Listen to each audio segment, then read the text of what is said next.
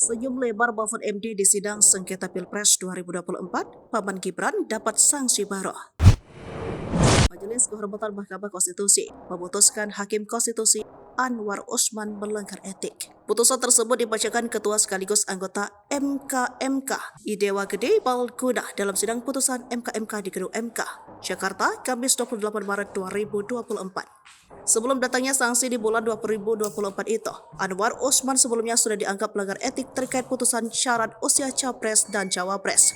Putusan itu juga membuat Anwar Usman dicopot dari jabatan Ketua Mahkamah Konstitusi. Dalam persyaratannya untuk merespon keputusan itu, Anwar Usman merasa difitnah. Anwar menegaskan dirinya tetap patuh terhadap aturan dan mengikuti keyakinan dalam hati nuraninya dalam memutuskan perkara.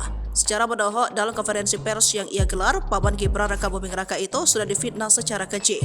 Fitnah yang amat keji dan sama sekali tidak berdasarkan atas hukum, kata Anwar di Gedung Mahkamah Konstitusi Jakarta pada Rabu 8 November 2023. Ternyata sikap Anwar dalam konferensi pers itu tidak luput dari MKM. Ia dinyatakan terbukti melanggar etik terkait pernyataan saat menggelar konferensi pers tersebut. Hal itu disampaikan Majelis Kehormatan Mahkamah Konstitusi saat sidang etik dengan agenda putusan pada Kamis 28 Maret 2024. Putusan sanksi tersebut dibacakan langsung oleh Ketua MKMK IKD Dewa Palguna di Gedung MK Jakarta.